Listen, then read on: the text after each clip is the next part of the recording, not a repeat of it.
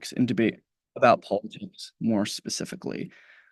Yeah, we already talked about this. I love running politics cases in college. I think they're pretty cool. So I also have a lot of experience. Most of the time I spend debating in college is talking about politics related things. So yeah, I love debating politics. I think it's really fun. I think it's really important. I think it's really interesting. I think it's why we do debate is to talk about things like politics. With that being said, what is this lecture not going to be about?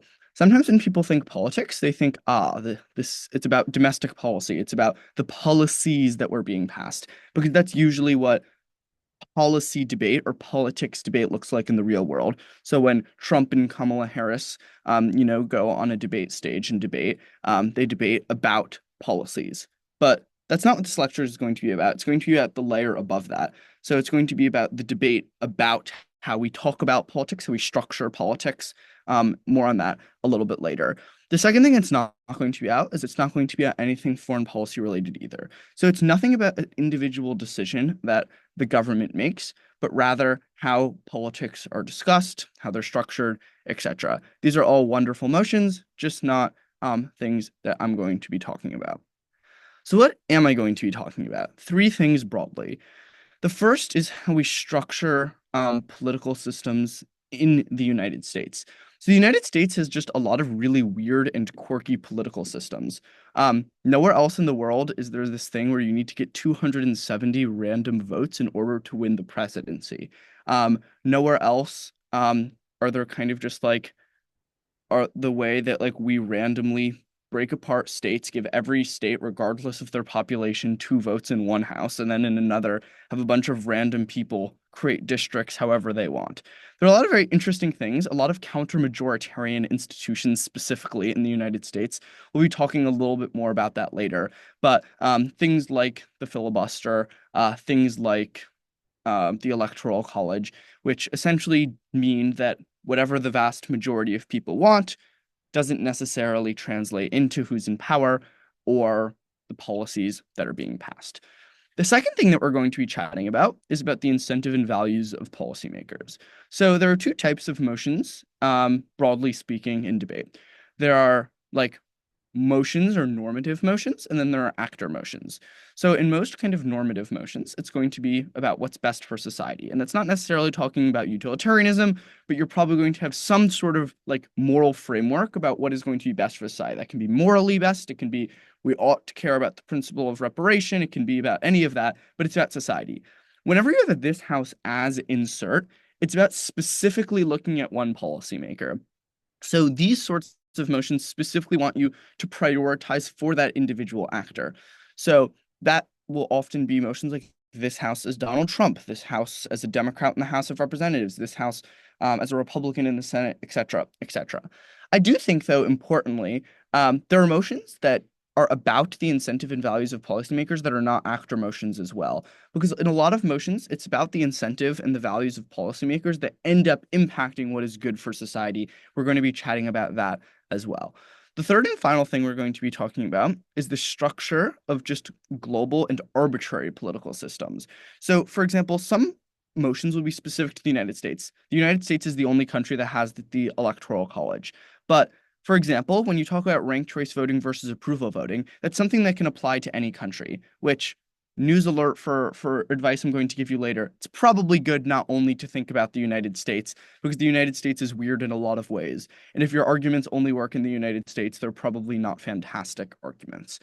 And then second, in addition to just structures that are important for the nation state. We're also going to be talking about structures more broadly, things like this House prefers a world with a single global government. I think that is a wonderful motion as well. The other thing I'll say is just throughout, if people have questions throughout, because it's going to be admittedly a decent amount of content, and you don't want to forget your question, feel free to interrupt. I'm also happy to do it that way. Although I'm not sure I can see the chat. Okay, maybe I can. But yeah, you can raise your hand and I will, or your digital hand and I will get to you. Cool. 5 specific things we're going to talk about. First is democracy. Second is extremism in the Overton window. The third is structural change. The fourth is game theory. And the fifth are Zach's extraneous thoughts about politics.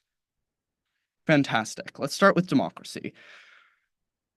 In debates, you'll oftentimes, whenever you see a motion about politics, the first thing I want all of you to think of is where is the democracy argument? There's often a democracy argument on both sides, and sometimes there is a democracy argument only on one side, and you either have to A, exploit that democracy argument if you are on that one side, or B, in prep, explicitly prepare for how you're going to beat that democracy argument on the other side. But how actually do you prove that democracy is important? Let's say that you have found a democracy argument, either on a motion where there are legitimate arguments for democracy on both sides, or motions about like this house prefers benevolent dictatorship to democracy. Um, Obviously, there's only one side that's going to have the democracy argument. How then do you actually win this democracy argument?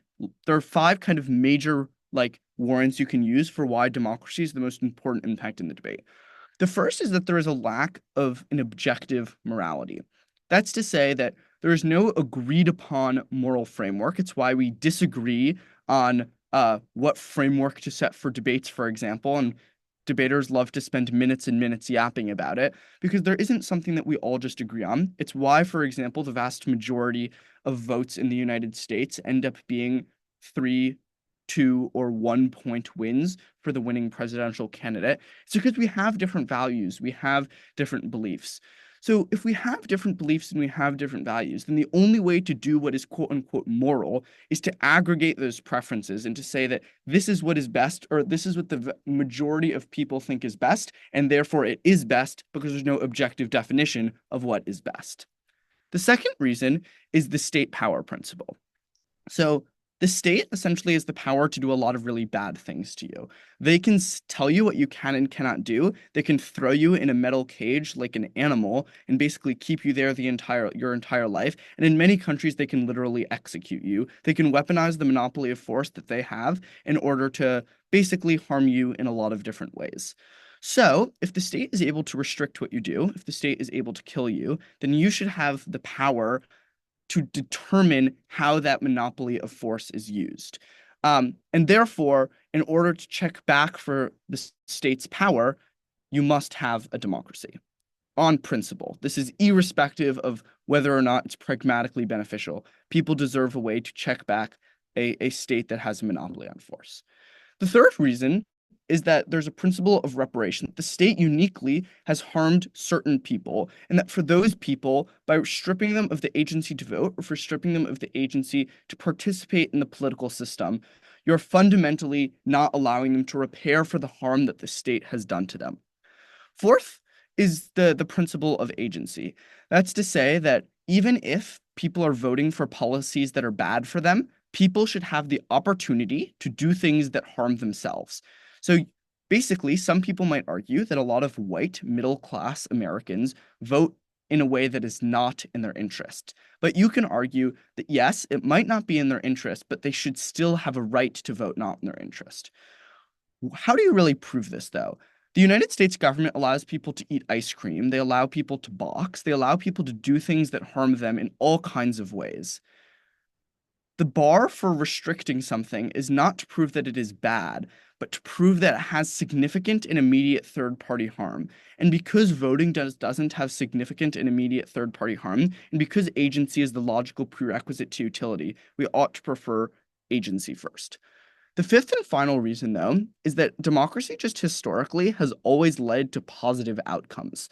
There has never been a social revolution in a democracy. There has never been a war fought between two democracies, and people in democracies are literally just happier. So that probably means that if you are living in a democracy, you're probably going to have a better life. Yes.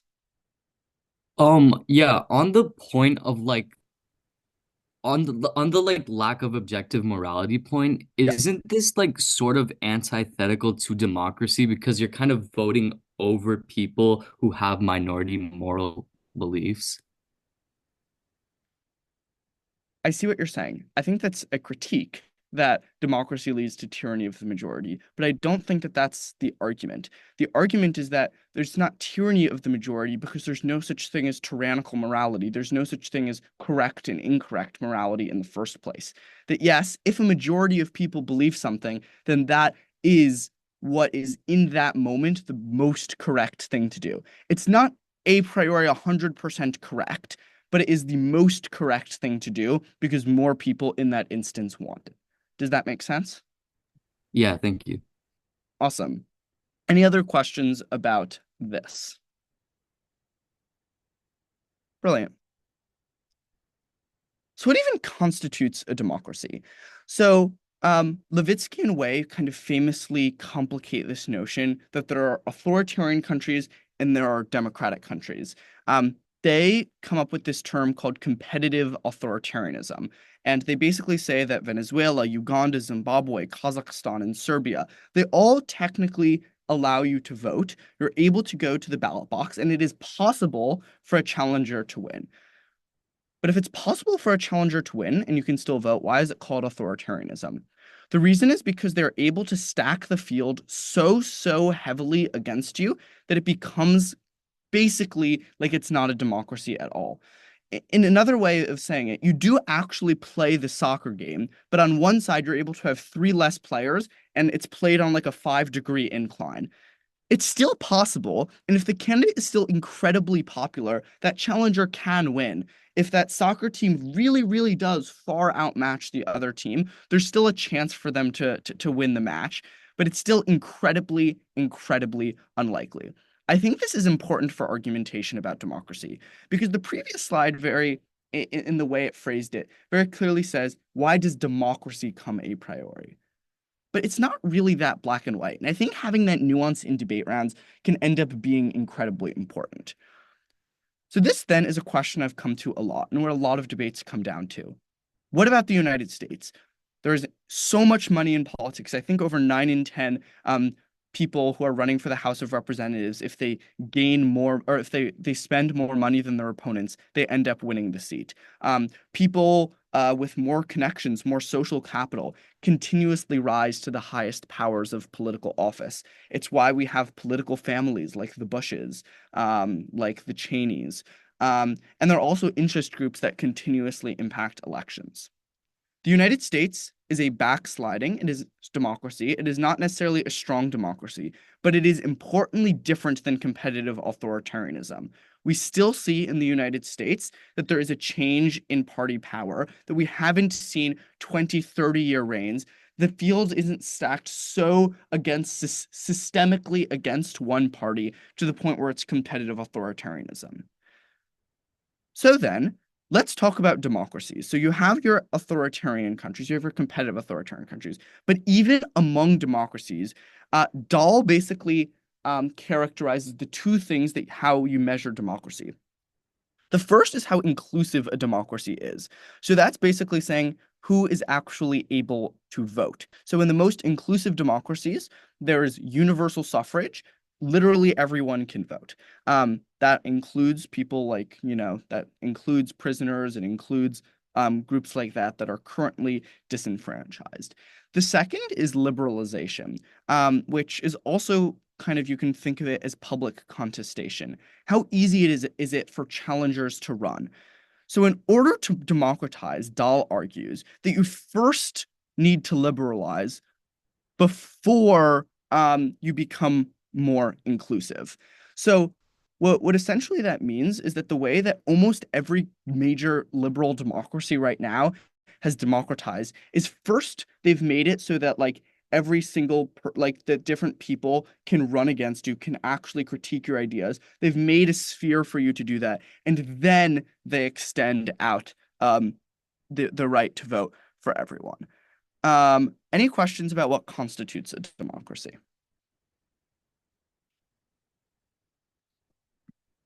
Brilliant. Okay. So with that being said, why is democracy not a priority? And I think that there are a couple of reasons. The first is that democracy is a means to an end. So you can almost use that Lincoln logic that I gave at the end of the first slide and turn the argument against it. So basically, that is like that's to say that like exactly the reason why we care about democracy is because it usually leads to better practical outcomes. On average, it does. But you can say that if we can prove that this case is different, then it is not a priority. And by a priori, I just mean like the first consideration in the round or the prior consideration to practical outcomes. And I think there are a lot of examples you can give. We don't elect everyone. If we really cared about the state power principle, why do we have the central bank? Like we appoint people who we think are good bureaucrats that are going to be able to run the central bank well. We don't hold elections for those positions. So that leads into the idea that if democracy leads to bad outcomes, we shouldn't value it. And I think that's really the thesis that if you're arguing this side, you need to put forward. That democracy only really matters if we're able to put food on the table. That to, a rural farmer in Kenya, a refugee from Syria, that, a vote doesn't matter if you're literally fighting for your livelihood. So in many ways, it's actually material conditions that can become the prerequisite to democracy mattering in the first place. Um, and yeah, here are some just example motions where this line of argumentation is necessary. One of my favorite motions ever is this House would implement sortition in the House of Representatives. So basically saying that like there will be some members of the House of Representatives that are randomly selected that we don't get to vote for. And you can essentially say, yes, we admit it's not democratic, but it's just adding one more not democratic thing like the central bank, and it will lead to positive outcomes A, B, and C, probably lead to more diversity. It will probably, might decrease the power of money in politics, et cetera, et cetera. The second I already kind of gestured at before briefly, but this House prefers benevolent dictatorship to dysfunctional democracy. You have to know when and when it is not strategic to find basically the democracy argument, because in some instances it's not strategic to do that. Everett, let's see. Yes. I think that this is also true, which is that yeah, you can't vote for everything. Like some countries you vote for more and some countries you vote for less.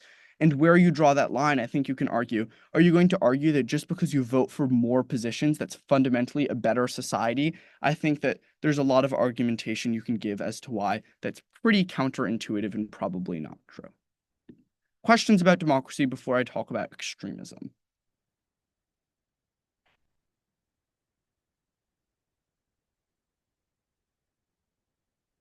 Cool. Why is extremism bad? I think this is pretty intuitive. So I'm going to run through this pretty quickly. But first, it increases gridlock. When people have more extreme beliefs, they're more likely to view the other side as dangerous and existential threat. It decreases discourse. It decreases compromise. The second is that it decreases trust in government. When there is more polarization, when there is more extremism, there is a higher likelihood that you strongly, strongly dislike the government.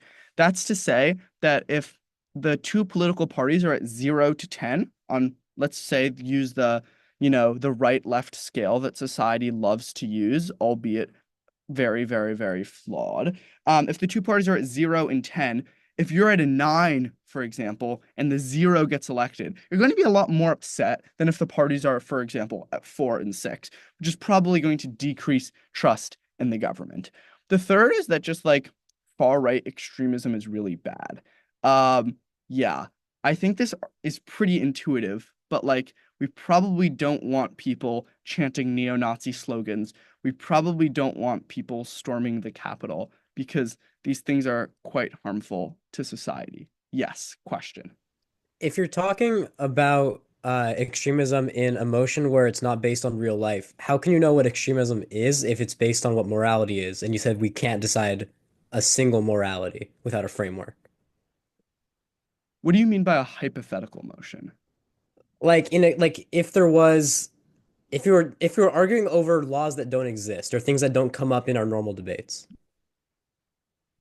Yeah, I mean, just because there is no objective morality, it doesn't mean you can't make arguments that you ought to prefer a morality. Like, I think you can make arguments as to why, certain things are good and bad. And I think that this is, relatively intuitive that I can make an argument as to why January 6th was a very bad event. Those arguments are going to win me a debate round, irrespective of whether everyone in the country believes it. There are people who don't believe it. but you can still make logical arguments as to why it's true. And I think that is the way that you should approach it. What was the second part of your question? No, that was all. Thank you. Okay, perfect. Um, yes. Alexander, and then I'll get to Everett's question in the chat. Why is like a decreased trust in government uniquely bad? Like, are there any like impacts we could link into that? Yes, I actually love the trust in government collapse. I think it outweighs most things. I think that you can say trust in government is a prerequisite to the policies a government passes because it doesn't matter what policies a government pass if people aren't going to actually follow it or legitimize it. Which is why, like, in a lot of kind of backsliding countries or countries where people just have zero trust in the government, they'll just blatantly, ignore those laws. They'll protest those laws. It leads to increased violence. It doesn't actually matter what other good happens. Does that make sense? Yeah, thank you so much. Awesome. Let's talk about far left extremism. Um, So, what is the Overton window? Because I think this is important. The Overton window is basically the theory that if you want to move what is the generally accepted slate of beliefs, then you should argue for what is most extreme because that'll lead to the things that are comparatively less extreme to seem more normal, which is why every single social movement has had a very extreme wing. And even though those individual extreme wings are oftentimes villainized throughout history, it allows for kind of less extreme sects of that same social movement to prosper because it makes it seem more accessible. So, for example, when during like the advent of the LGBTQ plus movement, they immediately argued for full equal treatment. And initially, that was seen as crazy. It was seen as radical. But slowly, the Overton window began to shift. And eventually, we haven't completely gotten to equality, but we've made a lot of strides in terms of kind of legalizing gay marriage, etc. So the idea is that you argue for the complete extreme, what is seen as unthinkable in the moment, because it can help make society more progressive and allow us to progress. So then, is extremism good? And I wanted to talk about this quote from Martin Luther King Jr. and from in his letter from Birmingham jail, where he says, "So the question is not whether we will be extremists, but what kind of extremists we will be. Will we be extremists for hate, or will we be extremists for love? Will we be extremists for the preservation of injustice, or will we be extremists for the cause of justice?" Martin Luther King was an extremist. I think that a lot of kind of modern education tries to change that fact, portray him as a moderate, but he advocated for extremism. He was viewed as an extremist, and so was W.E.B. Du Bois. A lot of the people that we now celebrate were viewed as extremists during this time. I think then there are legitimate arguments you can make as to why some extremism can be beneficial. I think this is then important in debate rounds. You can't just say the word extremism and expect that to be a winning argument. You need to warrant out what the type of extremism will be, what the impact will be in the long term, how it will shape the Overton window and discursive conversations around different issues, and how it will actually shape policy. The short answer in this section, what I want you to take away with, is extremism is neither good nor bad. It can be good, it can be bad, depending on the way it actually manifests in the real world. Are there any questions about extremism?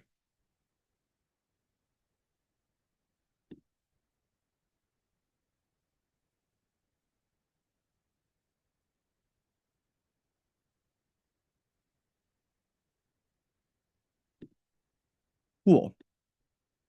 Um, Yes, and to briefly answer kind of Everett's point in the chat, yes, debate is a liberal-facing community for the most part.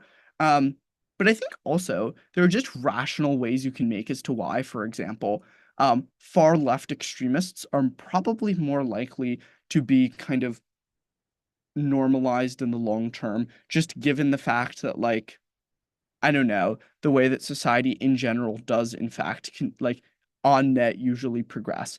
I think that second, you do need to warrant these things. So it's not necessarily liberal conservative. It's this movement is currently viewed as extreme. I'm not going to talk about liberal or conservative. I'm going to talk about it is within the context of this issue. How can we move the Overton window into something that I'm going to warrant is good or bad? So the thesis I want you to get away from that is that you don't want to use the words right and left. You don't just want to say we'll become more progressive. You don't want to use the words extremism is good or extremism is bad. You want to warrant why one specific case of something being extreme can have positive or negative impacts, etc. Insert lots of warrants because you are all wonderful and will come up with lovely warrants. Okay, section 3 is on structural change. These are a lot of different motions. I think I've debated all of these probably multiple times in high school because motion setters love to set these motions and love to reuse these motions. And they also love to set different of these motions to pretend like it's an entirely different debate. There are nuances, this is true, but they all have the same exact clash. It's whether or not you want to change the rules of the game. It's whether or not you want to change the way that we view our political systems, whether changing institutions and structures is a positive way to change our society. So what is there to lose? The first argument that some people make is, like, there will be backlash. For example, if we add DC and Washington as a state, like conservatives will be sad, and that's not good because therefore when conservatives are sad, they will lobby for more conservative policies. I think this is a bad argument. And the reason I think that this is a bad argument is because every policy that has ever been passed has received some element of backlash. There has never been a policy that everyone is happy with.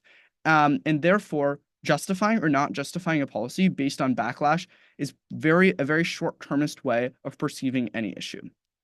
But there is a far, far better version of this argument, which is the democracy argument that I was kind of touching about before. So, the idea of forbearance is the idea that we shouldn't view our opponents as enemies. I think that you can make an argument that by doing this, you end up reducing forbearance. You end up increasing conflict and seeing your opponents as enemies. It makes you more likely to do things like not play by the rule of the game, which leads into the idea of informal institutions. For hundreds of years, the United States never had written down that presidents could only serve for 2 terms. It was merely an informal institution. Democracy everywhere, and specifically in the United States, runs on norms that we hold very dearly. And when people break those norms, it ends up leading to what Tushnet coins as constitutional hardball, where people play by the wording of the Constitution or play by the wording of the law, but break down norms that have been established. This is really, really bad because then if you are going to make an argument that say abolishing the electoral college is going to lead to an increase in constitutional hardball where people are going to find ways to tilt the like balance of power in their direction, I think you can make legitimate arguments as to why that's a long-term impact. It erodes democracy over the long term. So then what is this last thing I put? But what Linz coins as a semi-democrat. So there are loyal Democrats and disloyal Democrats.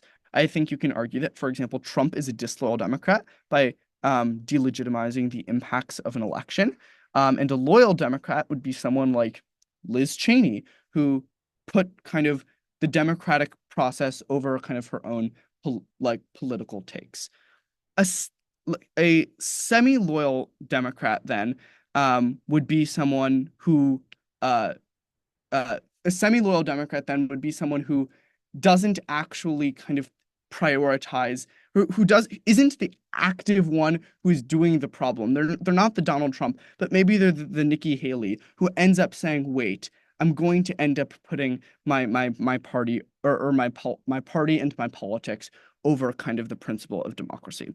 And I think you can make legitimate arguments that you end up leading to more kind of semi-loyal Democrats in a system in which you actually create these things. The third thing, and I think this is the other way you can justify things, is that there may be some good things about the system because the alternative is worse. Let's use the example of abolishing the Senate. Um, let's say the Senate is it just goes away. The thing that's going to replace it is the House of Representatives. But the House of Representatives engages in racial and partisan gerrymandering, which fundamentally disenfranchises millions of Americans. And because state borders are fixed, you don't see the same level of purposeful gerrymandering. I think then you realize that as bad as some systems are, they might be better than the alternative systems that would take their place. What is there then to gain? I think that there are two things. The first is that there are just generally partisan arguments. For example, there are things like granting DC statehood helps Democrats. So if the motion is this House as a Democrat would do this, it probably gives them some element of political advantage. But second is just a lot of these institutions are unfair. Probably it's better for democracy, for example, if everyone can vote. It's probably more democratic if the person who receives the most number of votes ends up winning that election. And I think that in general, that just increases the good outcomes in the vast majority of instances. And I think the reason why most of these institutions are bad is because they were created so long ago. And therefore, on net, on this second question, more often than not, institutions, specifically American institutions, are probably not the best option for what those institutions could look like. Any questions about that before we talk about game theory?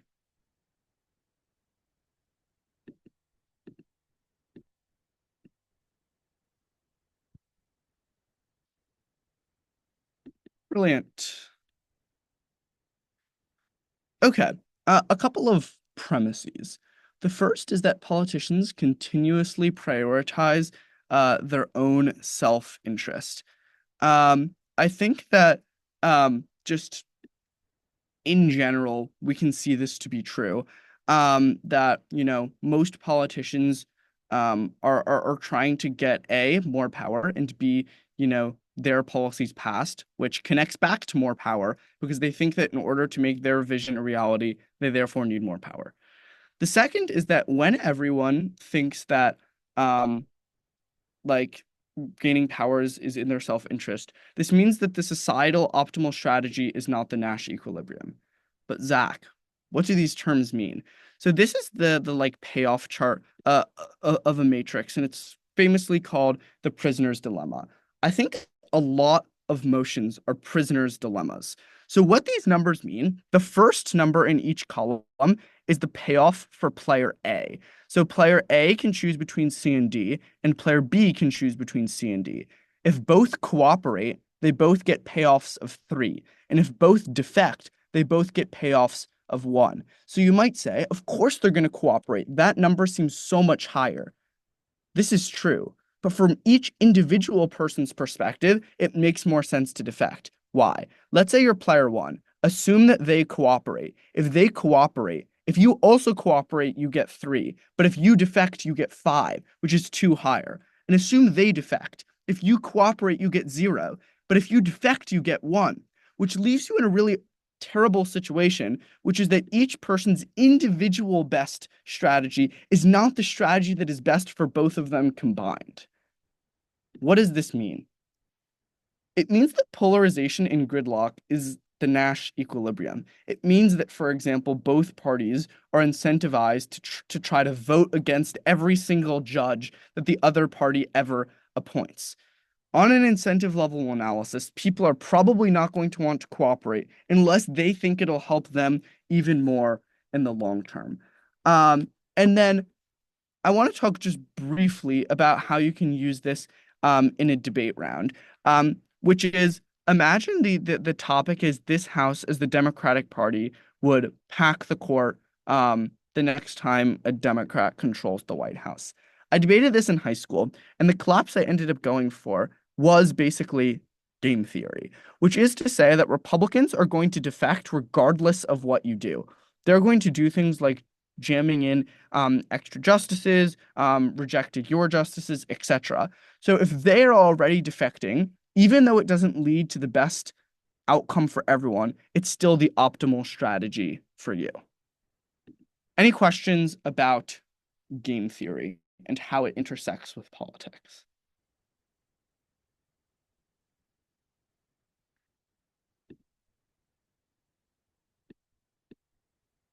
Lovely. Let's go to some of my extraneous thoughts then.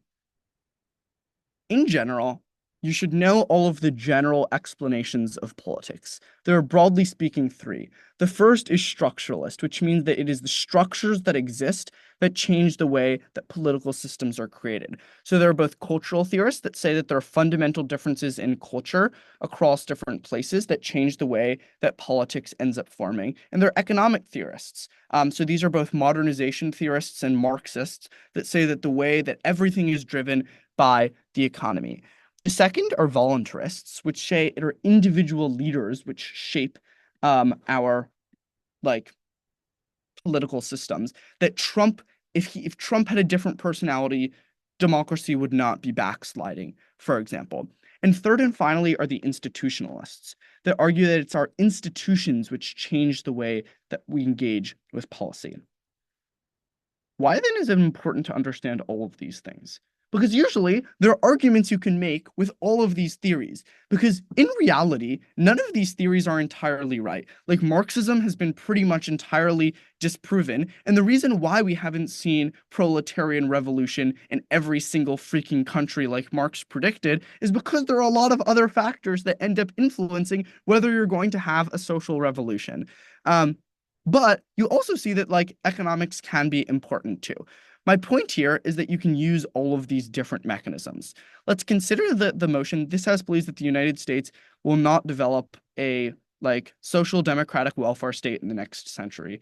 A social democratic welfare state is just like a European or Scandinavian style welfare state that basically gives universal benefits to the vast majority of people.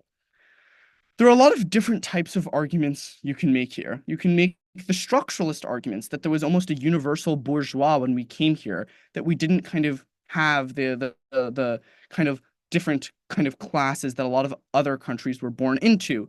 You can make a lot of cultural arguments. You can say that the reason why that we don't want to expand welfare is because of racist dog whistling, in which in a kind of interracial country, people don't want to expand things because they perceive that it's going to people that don't look like them. You can make institutionalist claims about how the way that we vote, the way that our institutions are, for example, proportional representation systems, it has been found are correlated with larger welfare states as well. So there's a lot of different types of arguments you can make. And my point is that you can probably engage in all of these types of analysis when crafting your argumentation. Other extraneous thoughts. You can find the politics argument in almost any topic. So this lecture is about politics motions, but you can make politics arguments on non-politics motions as well. So all of the stuff I talked about like incentive level analysis and game theory and all of that, you can find in other motions. So let's look at like this house would nationalize the pharmaceutical industry. What are the incentives of politicians? You have to understand what these politicians are going to do. You have to make those political arguments. You have to make arguments about whether the government is responsive to citizen needs. And I also think that even outside motions like that are tangentially, you can argue politics motions, these warrants are just very applicable in general. So like the Overton window argument is used in almost every social justice round. And a lot of social justice rounds comes down to kind of this Overton window argument versus kind of this like diluting the movement kind of type of argumentation. All of that is to say that you can probably use a lot of what I talked about, even if the motion is not this house would change X political system. Please, please, please read the news. I have been shocked how many debaters do not have a simple understanding of the world. You should be able to use and understand basic examples from around the world. You should know the political systems of most major countries. You should know who is in power and their political tilt. You should know that, for example, the system of government that the United States uses is vastly different than the system of government that the United Kingdom uses. And you should also try to debate outside of the scope of the United States. The US is really weird. We have really weird political systems. And if you only know about US politics, you usually end up choosing the wrong side. You end up not making good arguments. The perfect example I can give of this is about what is a better system of government, presidentialism or parliamentarism. So essentially, should we directly vote for a president or should we vote for members of parliament? And then the majority of those members of parliament will vote for a prime minister. I know a lot of people, and it's specifically a lot of Americans, who would end up thinking presidentialism is the way easier side just because they live in America. And this is just like empirically probably the wrong side to pick. And by probably, I mean I'm pretty confident it's the wrong side to pick. Of the 49 new democracies that were established after World War II that enacted presidential systems, not a single one remained a democracy in 1989. That is a typo. But the point being is that new democracies almost always fail. Presidentialism failed in Latin America. It failed in much of the developing world that was trying to democratize. And parliamentary systems have just proven to be far more successful. And if you read the news, you would probably know that. Okay, before we get to questions, I have some fun trivia questions. So I'm going to show the question, and then I'm going to ask people to respond in the chat for the first few, because the first few are numbers, and the winner will be the person who is the closest. And then after that, well, I will call on people.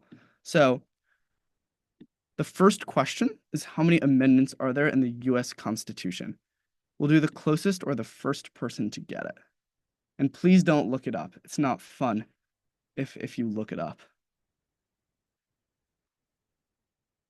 Yes, wonderful. There are, in fact, 27 amendments to the US Constitution. And, you know, should probably know what most of those are as well. Second question. When the Nazis gained power in 1933, what percentage of the vote did they win with?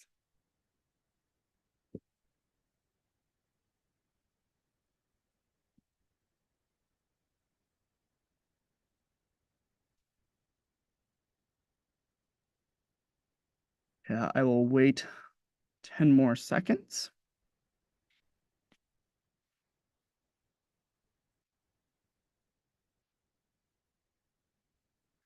Okay, the closest is Misha. It is 37%. And what's important to note here is that in most, or at least many, systems around the globe, the party that ends up winning doesn't actually receive a majority of the votes. And I think that is important context for understanding politics, but also how to debate about politics. Cool. I'll take hands for this one. Who is the first female chancellor of Germany?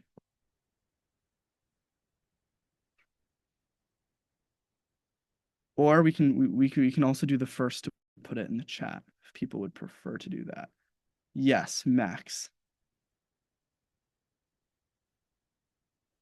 Merkel, right? It was indeed. Yes, Yeah. it was Angela. Merkel. Fantastic. Fourth, what do you call a system in which both formally and informally ethnic groups share power?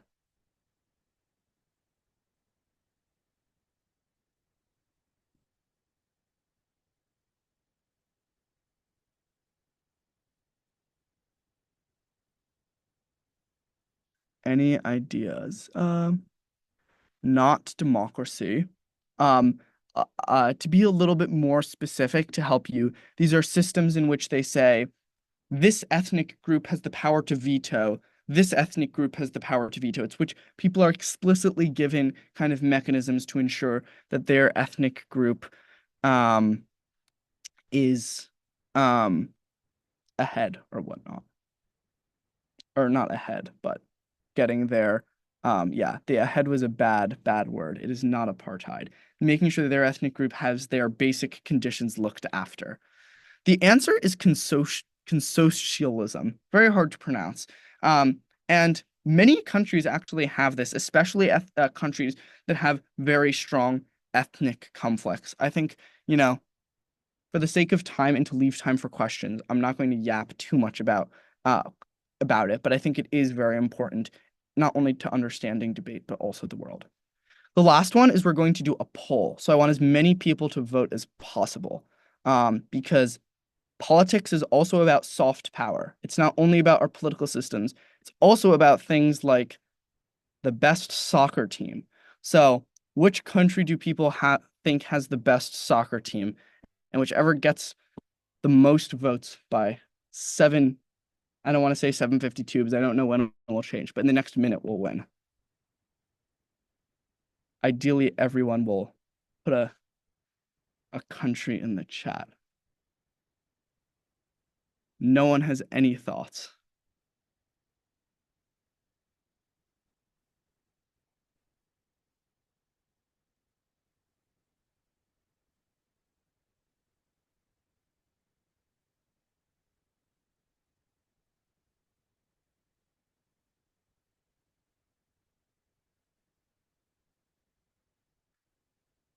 I will wait a little bit longer.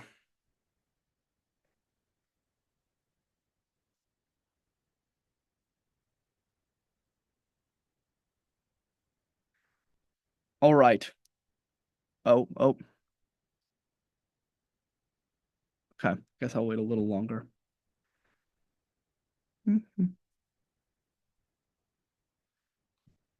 I do have to say, this is the most votes for the United States I've ever seen, but the women's national soccer team has won two out of the last three Women's World Cups, and people continuously do not put the United States for this question because they don't think about the Women's World Cup. They don't think about the women's national team. They only think about the men's national team. And thinking outside of the box and thinking of, oh, wait, maybe it is in fact the United States is how you will get better at debate.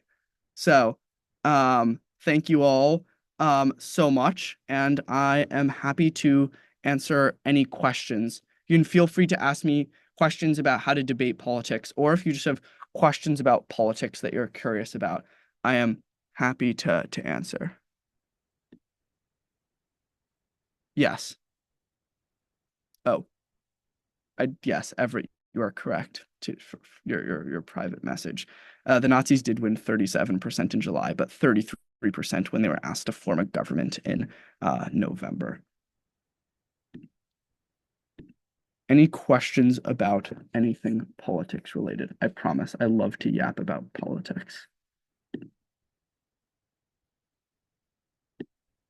Wow, my lecture was just so good. No one has any questions. How brilliant. I'll wait like 1 to 2 minutes for people also.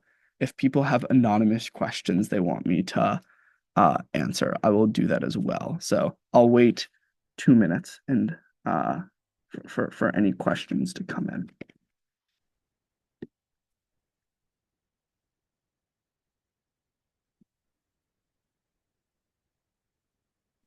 Yeah, I have a question. Yes. How do you like warrant out like someone's gonna hardball like Constitution or whatever in like an argument? Yeah. So I think there's just like a lot of empirical examples you can use that like constitutional hardball is just like something that people do. And I think that the way that you warrant that out rationally is to say that it's a lot easier to justify it once someone else does it. So right now, playing constitutional hardball is very frowned upon. The same way that if any president tried to stay in power for 3, 4, 5 terms, everyone in the United States would be like, "What are you doing? Like, you need to get out of power." Um, you can argue though that once someone breaks an informal institution, it sets the groundwork for an easier justification for constitutional hardball in the future. Does that make sense? Yeah, that makes sense. Okay, questions in the chat. Is there a way to create an objective morality in a debate setting? There is a way to create a best morality in a debate setting, not necessarily an objective one. So um, yeah, like when I argue, for example, that deontology is a better moral framework than utilitarianism, I'm not saying it's objective, it's the objective moral framework. Instead, I'm arguing that it is uh, a comparatively better, or I'm arguing it's a comparatively better moral framework, irrespective of whether it is objective. Um, cool. I'll actually alternate from the chat and raising hands. So, Campbell. Yeah, I was just wondering if you think certain political philosophies are inherently tied to certain economic philosophies, and if so, how to warrant and link the two together. Certain political philosophies. What do you mean by a political philosophy? Not a political, but maybe like a certain form of government, like democracy versus authoritarianism Oh, versus. yes. I mean, inextricably linked, no. I think correlated, yes. So for example, like, um, I think his name is Francis Fukuyama, a professor at Stanford, kind of famously talked about the scope and strength of like different institutions. And in order, for example, to be a, successful authoritarian regime, you probably have a pretty large scope of government, a pretty large scope and strength of government. So what that probably means is that you probably have more things nationalized, which is why under a lot of authoritarian regimes, it's correlated with less kind of laissez-faire capitalism. And I think that, there's that is one example of a way to warrant that. I don't think that you can say is that they're inextricably linked or that it's necessarily true. I think you can make probabilistic and quite convincing probabilistic arguments, though, as to why they are. Okay, back to the chat. Who is my favorite leader right now? Um, this is a wonderful question, and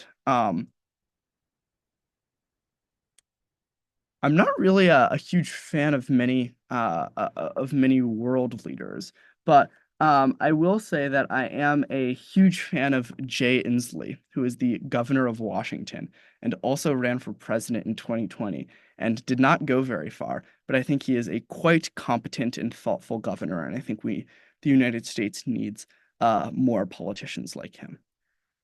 Ariel. First, great lecture. I definitely learned some new impacts to be able to use regarding politics motions. But I do know that there's some novices in here that probably didn't understand some parts of the lecture because you were speaking in pretty advanced concepts. If there's one thing that they should take away from this lecture, what would you say that would be?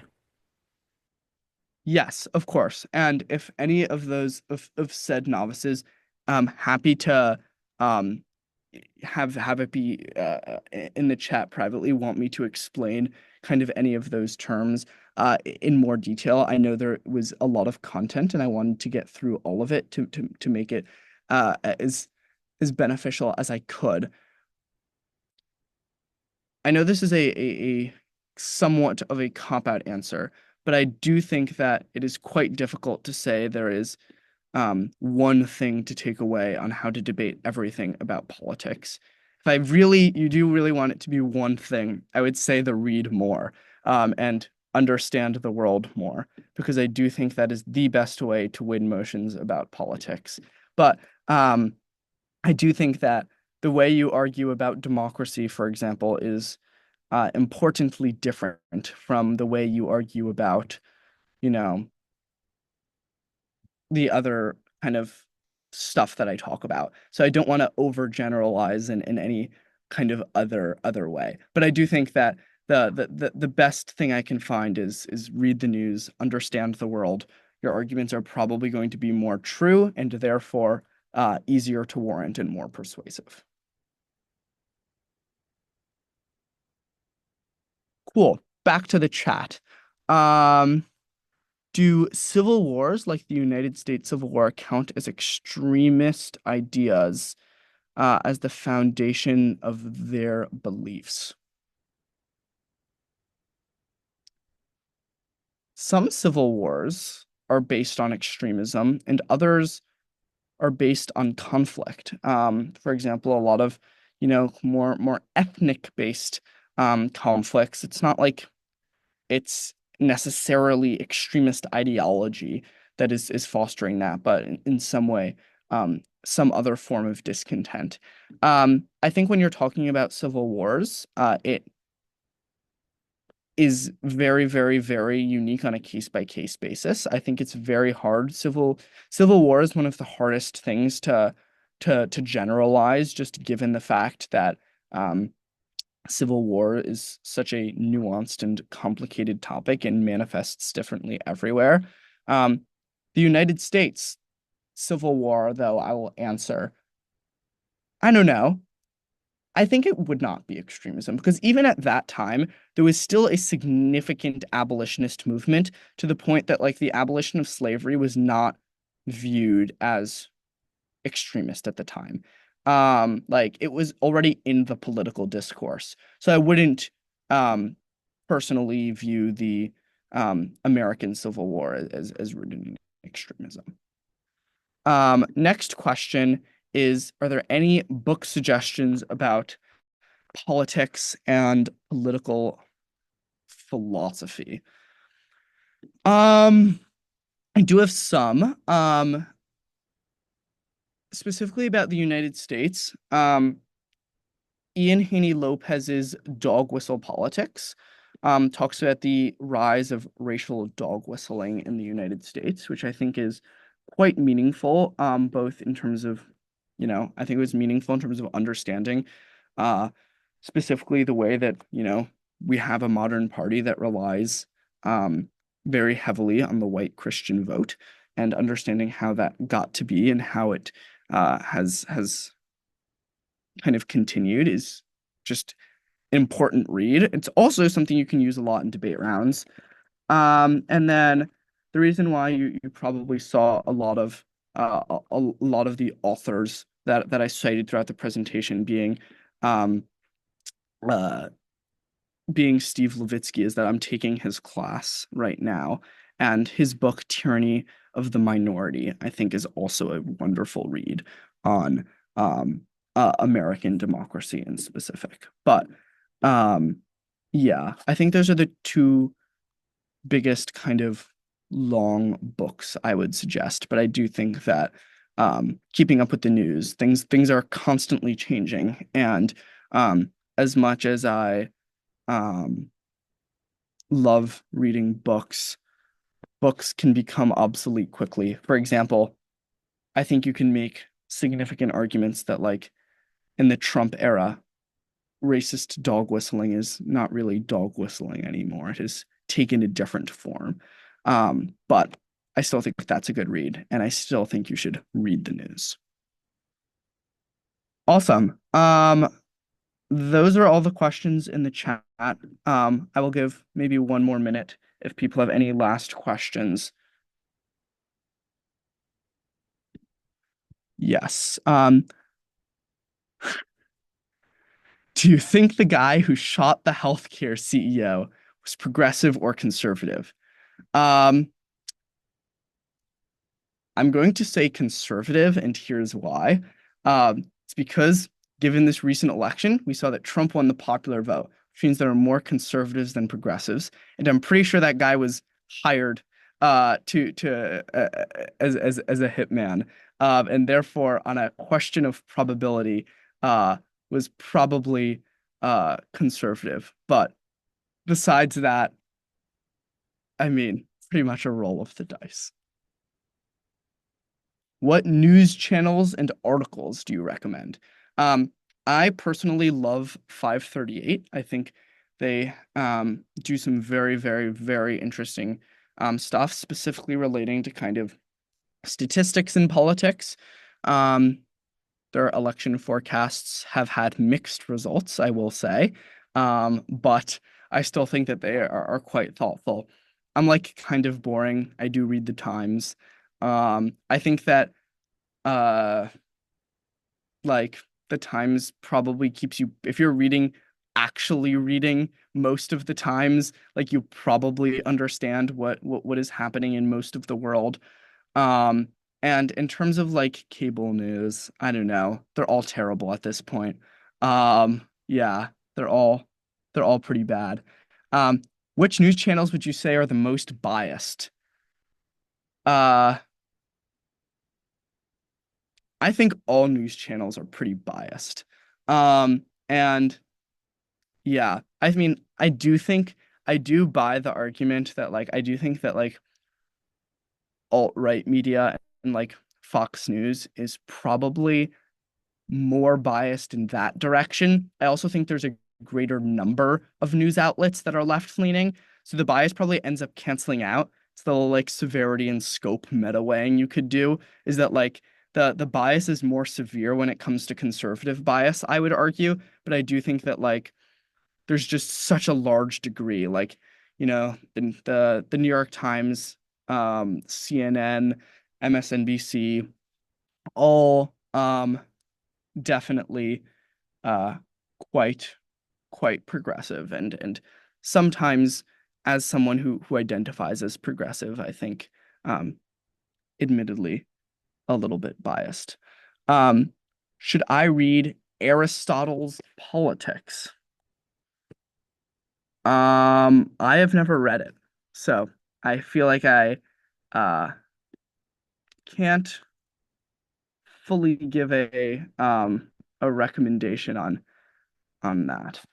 Um yes, Adrian thinks it's worth reading, so it probably is. Um what do you think of Jon Stewart? Um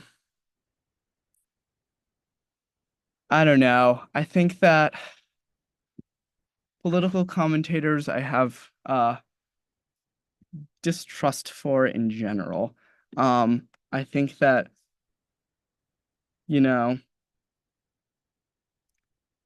is he is he that much worse than other people? I don't know. Can he sometimes be funny? Like, sure. Do I think that he is biased and you probably should not take his word as the holy gospel? Absolutely. So yeah, take what you read with or read and hear with a grain of salt. Cool. Any final questions?